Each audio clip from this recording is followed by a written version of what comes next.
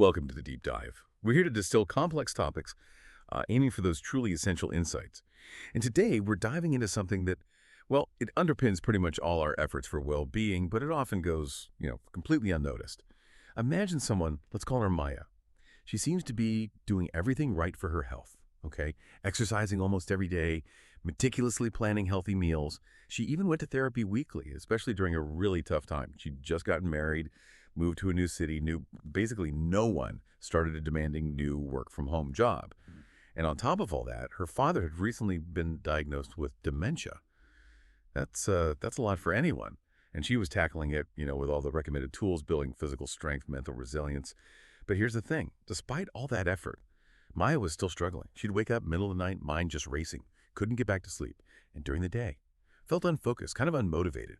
Just this sense of malaise hanging over her. She was following all the advice, physical health, mental health. Check, check. Yet something fundamental was still missing. Now, what if I told you that this missing piece for Maya, it's actually missing for billions of people around the world? And there's a pretty good chance it might be subtly undermining your own well-being right now, even as you listen.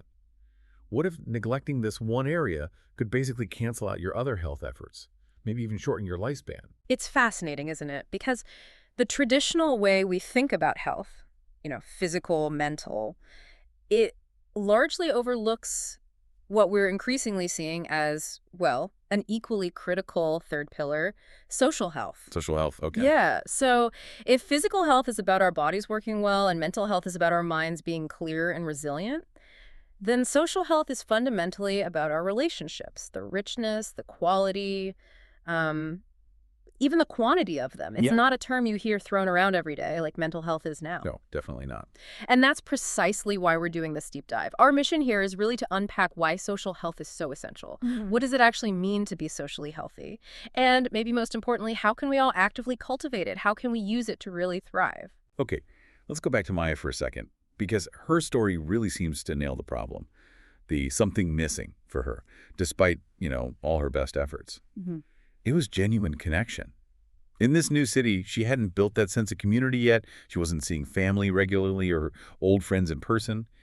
And the remote work thing meant, well, colleagues were mostly just faces on a screen, right? Minimal real interaction. Sometimes weeks would go by. And the only person she really spent quality in-person time with was her husband.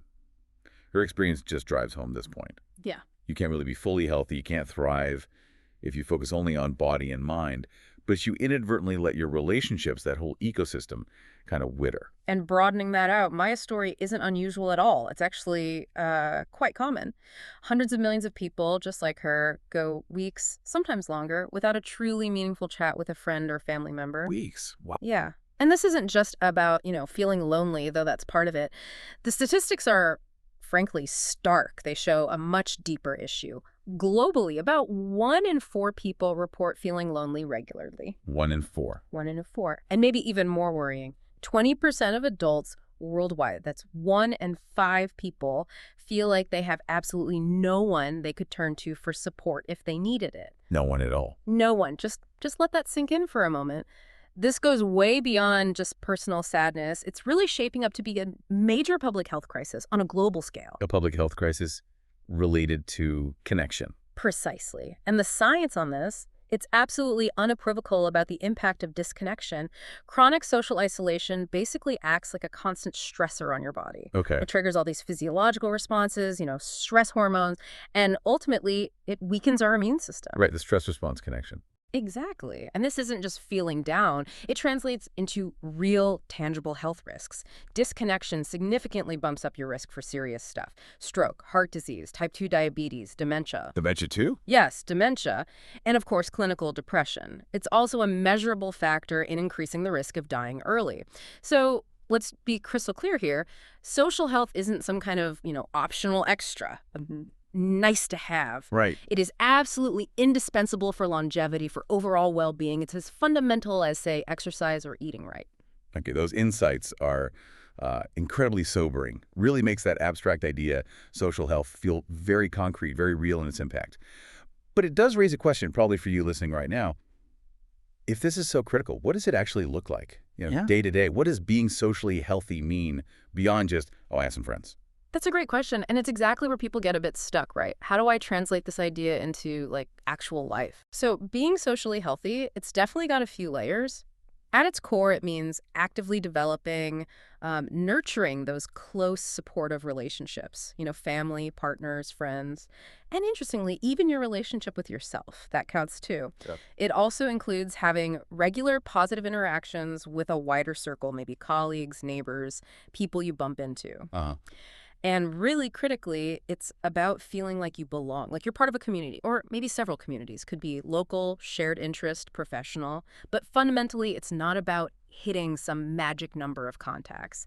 It's about having the right quantity and quality of connection that works for you. For you, okay, so it's personal. Exactly. It meets your individual needs, your personality. It's definitely not a one-size-fits-all thing. And what's interesting is seeing how these challenges pop up everywhere, right? It's not just one age group or situation. Like, think about Jay, freshman in college. He's eager, wants to get involved, make friends, but he's struggling to really connect with his dorm mates, feels homesick. It's that feeling of being new and a bit lost.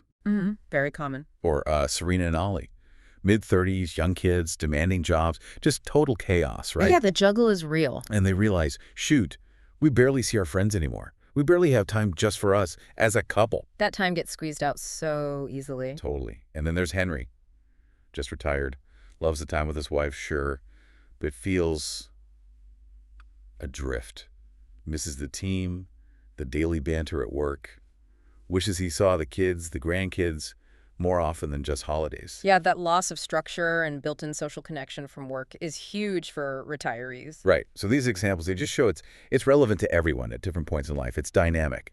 Okay, so if you're listening and thinking, yeah, okay, that sounds like me, or I see that in my life, but you're not sure where to even start, you're definitely not alone in that. But the good news is there's a pretty practical framework you can try. It's called the 531 Guideline. Comes from some really interesting research on what actually fosters connection. Think of it as a way to be more intentional about your relationships.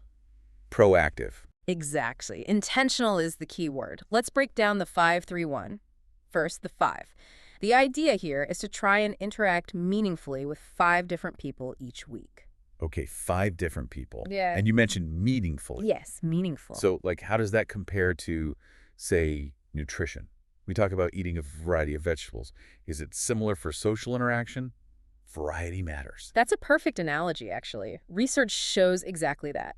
Engaging with a range of people, your close loved ones, sure, but also casual acquaintances, even strangers, it provides a richer kind of social nourishment. Huh, even strangers. Even strangers. Think about those small moments. Complimenting a neighbor on their garden, a quick friendly chat with the person delivering your mail, or even just a thoughtful comment online in a group you're part of. Right, those little micro connections. Precisely. Remember that study about the barista? Oh, yeah, tell us about that one. People who just smiled, made a little eye contact, had a brief chat with the barista, they actually reported feeling happier and having a greater sense of belonging afterwards, compared to people who just rushed the transaction head down. Wow, just from interacting with a barista. Exactly. Those weak ties, or bridging ties, as sociologists sometimes call them, they really add up. They build that broader sense of community. Okay, so that's the 5. Now, the 3. This part suggests strengthening at least 3 close relationships. Okay, 3 close ones. These are the big ones then. These are your anchors, the deeper connections that really sustain you through thick and thin. You know, we all have to-do lists, right? They run our lives sometimes. What if instead you made a to-love list? A to-love list. I like that. Yeah. Like, who really matters most? Who can you just be completely yourself with? No filters, warts and all. Identifying those, maybe 3 key people, is the first step here. Absolutely. And the next step, the crucial one, is actively investing in those relationships. Investing, meaning more than just texting. Definitely more than just texting, though that can be part of it. It means prioritizing time together, really making it sacred, not just squeezing it in. It means practicing active listening, asking open-ended questions, going beyond, how was your day? Right, getting deeper. Showing you remember things they told you before, showing genuine interest. And it's a two-way street. It also means opening up yourself, sharing your own stuff, the good and the bad. Vulnerability, yeah. Offering real support when they need it, and celebrating their wins like they're your own. What about the in-person versus virtual thing? People always ask that. Does it have to be face-to-face? That's a really common question. Look, the studies are pretty consistent. Face-to-face interaction generally provides the biggest bang for your buck, emotionally speaking, especially for these deep relationships. Okay. But that doesn't mean virtual is useless. Meaningful virtual connections, a good video call, a heartfelt email, even a really thoughtful text exchange, they absolutely still count and contribute, especially when distance is a factor. Got it. So intention matters more than the medium sometimes. Intention and depth, yes. Okay, so that brings us to the one. The one. Spend 1 hour a day on meaningful connection. Okay, right now, I can hear the introverts listening going, whoa, 1 hour every day. Chuckle slightly. Yeah, I anticipated that reaction. And full disclosure, I'm an introvert myself. That number initially felt huge to me, too. And it's fair to say, like, the 8 hours of sleep guideline, the exact amount might vary a bit person to person. Maybe it's 45 minutes for you, maybe it's 75 for someone else. But that reflexive thought, I'm just too busy. I think we need to challenge that one. Because consider this statistic.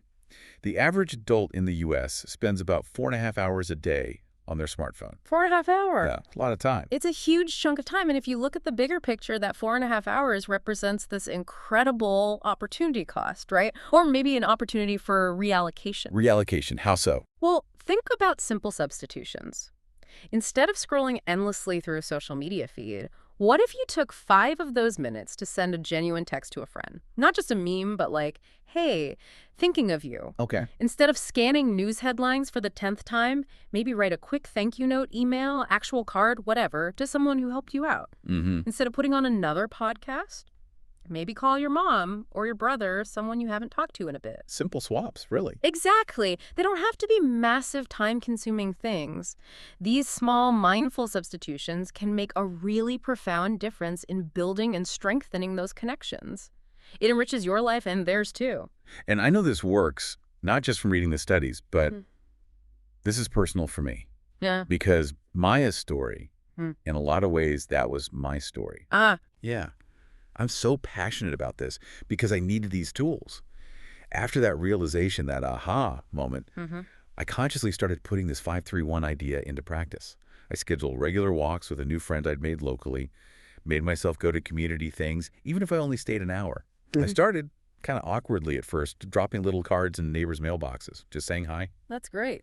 My husband and I, we prioritized planning trips to see family, invited friends to come stay with us, tried to make our place a bit more of a hub. And what really blew me away was that doing this, intentionally focusing on my social health, it made more of a difference to how I felt overall, my sleep, my focus, my motivation, than just focusing on diet and exercise ever did alone. That's powerful. It really was.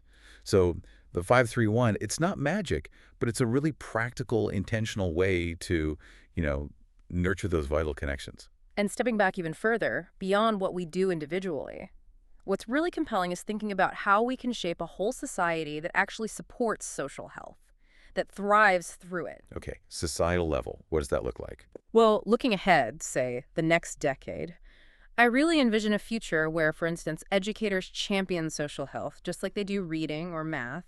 Imagine connection class in schools. Connection class. Like gym class for social skills. Kind of. Yeah. Where kids actively practice empathy, communication, collaboration, exercising those social muscles. Interesting. And I also see our cities, our neighborhoods being designed with social health in mind. More vibrant public spaces, parks, community hubs, places where people naturally bump into each other, connect, empowering community builders to make those spaces come alive. Making connection easier, more organic. Exactly. In this future vision, social health becomes as ingrained in how we think and talk and make policy as mental health is becoming today. That shift around mental health really has been incredible, hasn't it? It really has. I mean, not that long ago, it was so taboo, stigma everywhere. And now, public figures talk openly. There's this whole industry supporting it. People see therapy like going to the gym, proactive self-care. Right. It shows these big societal shifts can happen relatively quickly once awareness builds. Yeah. And I truly believe in this future we're talking about, loneliness will start to recede, much like smoking rates plummeted once we recognized it as a serious public health threat, not just a personal choice. Treating disconnection like we treated smoking. In a public health sense, yes. My hope is that social health becomes so deeply woven into our culture, homes, schools, workplaces, communities that maybe eventually we won't even need a guideline like 531 anymore. Because it would just be how we It live. would just be inherent, Yeah. intuitive, part of the fabric of a thriving society. So after this whole deep dive, Yeah. thinking about everything we've discussed, what does this all mean for you listening right now? Yeah, this brings up a really important, maybe provocative question for you to take away. What's one intentional step, however small, you can take today or maybe this week to make your relationships more of a priority? Because the really beautiful thing about nurturing your own social health is that it inevitably ripples outwards. Ah, the ripple effect. Exactly. By investing in your connections, by showing up for people, you naturally enrich the social health of everyone you touch. You're helping build a more connected, resilient world, one conversation, one shared moment at a time. It's a gift, really, to yourself and to everyone around you, something to think about.